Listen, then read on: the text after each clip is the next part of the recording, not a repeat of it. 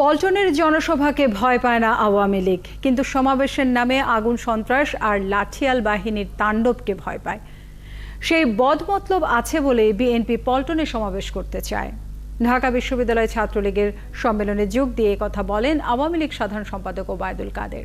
আরও জানাচ্ছেন সাজিদ সরকার।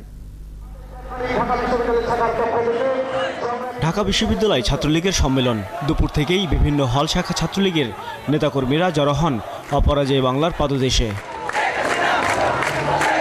নানান রঙের শাড়ি পরে সুশৃঙ্খলভাবে আসেন ছাত্রলীগের নারী কর্মীরা।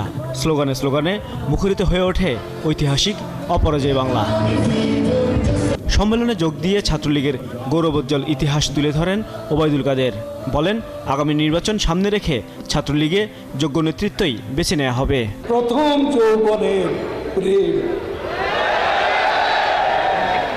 ঢাকা বিশ্ববিদ্যালয়, অনেক রক্ত, অনেক নাম, মনে পড়ে কত হারিয়ে যাওয়া প্রিয়জনের নাম। 10 ডিসেম্বর বিএনপির জনসভা নিয়ে ওবায়দুল কাদের বলেন, পল্টনে সভা করার উদ্দেশ্য হলো দেশে আবারও আগুন সন্ত্রাস ও অরাজকতা শুরু করা। বেগম জিয়া এখানে মিটিং করলেন কেন? নির্বাচনের বড় সভা, এটা খাঁচা। আর পল্টনে 35,000 স্কোয়ার ফিট, এটা ওনাদের জন্য নিরাপদ। কেন নিরাপদ আমরা জানি। অঘটন আর কেউ ঘটাবে না। অঘটন আগুন নিয়ে আসবেন, বোমা নিয়ে আসবেন, লাঠি নিয়ে আসবেন, সেজন্য ওটা আপনাদের জন্য নিরাপদ। এর আগে সম্মেলনের উদ্বোধন করেন কেন্দ্রীয় ছাত্রলীগের সভাপতি আল নাহিয়ান খান জয়।